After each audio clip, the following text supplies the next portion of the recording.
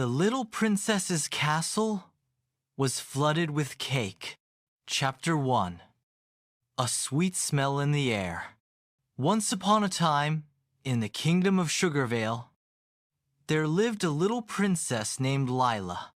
Princess Lila had rosy cheeks, twinkling hazel eyes, and a giggle so bright it made the castle windows tremble like jelly. One sunny morning, Lila woke up to the strangest smell. Is that vanilla? She mumbled, rubbing her eyes. She sat up in bed and sniffed again. Yes, vanilla. And not just vanilla. Chocolate. Strawberries. And was that whipped cream? Curious, Lila slipped on her golden slippers and tiptoed to the window. Her eyes widened. Down below, the castle courtyard was not filled with flowers or grass. Oh no, it was filled with cake. Not a slice, not a few cakes. A river of cake, all gooey and sweet, flowing like melted snow. Chapter 2. The Cake Problem. Lila dashed downstairs, her hair bouncing behind her. She found Sir Crumble, the royal baker, standing in the grand hall, holding his head. "Oh, Your Highness, I don't know what happened," Sir Crumble cried. "I was baking the king's birthday cake in the great oven, but it grew too big. It burst out, and now the castle is, well, flooded." Lila peered around the corner. Sure enough, chocolate sponge was pouring from the kitchen like a waterfall. Icing dripped down the staircases. Cupcake crumbs floated in puddles. Flooded with cake, Lila whispered. Sir Crumble nodded miserably. "And the great oven won't stop baking." Chapter 3. The Royal Rescue begins.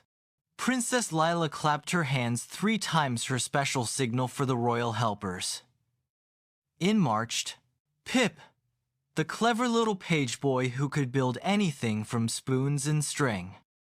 Trixie, the palace cat, who was sly but surprisingly good at teamwork when treats were involved. Granny Plum, the royal gardener, who always had a trick or two in her pockets. we have a cake flood. Lila announced. The helpers gasped. "We must stop the great oven before the castle turns into a giant dessert. Pip grinned. Or before the king eats too much and falls asleep in his birthday crown." Chapter 4. Into the kitchen. They waded through knee-deep sponge cake to reach the kitchen. Lila's slippers squelched, and Trixie left tiny paw prints in the icing. When they arrived, they saw the great oven. It was enormous, taller than the tallest knight, with golden knobs and a glass door glowing warm. Inside, a cake the size of a carriage was still rising. Steam puffed out, carrying the smell of fresh sugar. "I think the oven's magic has gone wild," Granny Plum declared. Pip scratched his head. "We'll need to turn it off, but the door's stuck." Chapter 5. The Plan. Lila thought for a moment. She remembered what her teacher once said. When something grows too big, you must give it space or find a way to share it. Maybe the cake isn't bad. Maybe it just needs to go somewhere else. Pip's eyes lit up. "We could push the cake out into the moat." "But the drawbridge is closed." Granny Plum reminded him.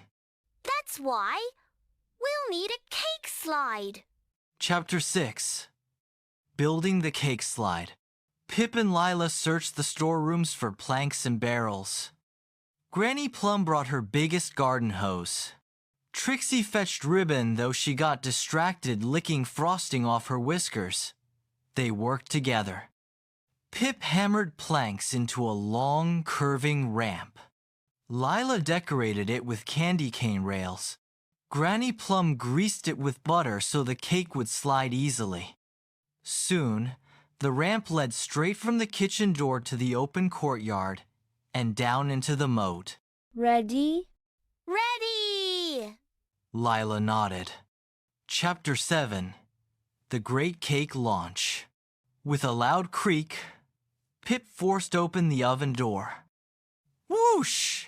The cake surged out like a tidal wave, sliding down the ramp in a glorious, sugary rush. Chocolate sponge, cream layers, strawberries whoosh, straight into the moat. The water foamed with whipped cream. Ducks quacked happily as crumbs floated past. Look! The ducks are having dessert! Lila laughed. Chapter 8. But it's not over. Yet the kitchen floor was clean again. But then the great oven rumbled.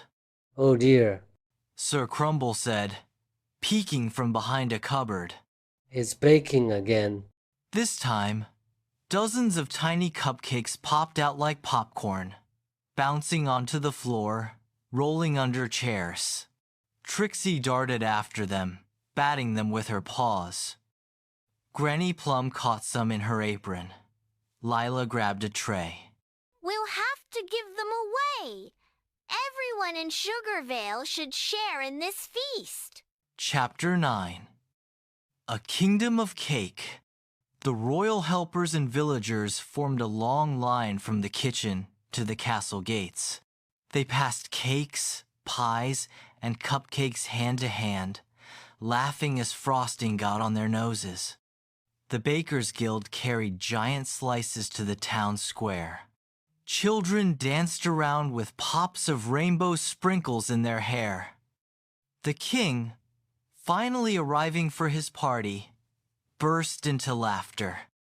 Wow, this is the sweetest birthday I've ever had. Chapter 10. Lessons in the Frosting. By sunset, the cake flood was gone. The moat was clean, mostly. The ducks were full, and the great oven had finally cooled. Princess Lila sat on the balcony, licking a small piece of icing from her finger.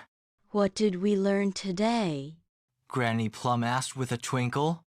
That too much of a good thing can be trouble, but if you share it, it becomes a blessing. Lila said thoughtfully. The king joined them, wearing his crown slightly crooked and a satisfied smile. And sometimes mistakes can lead to the best parties. They all laughed, the golden light of the setting sun shining on Sugarvale Castle, a castle that smelled just a little like cake.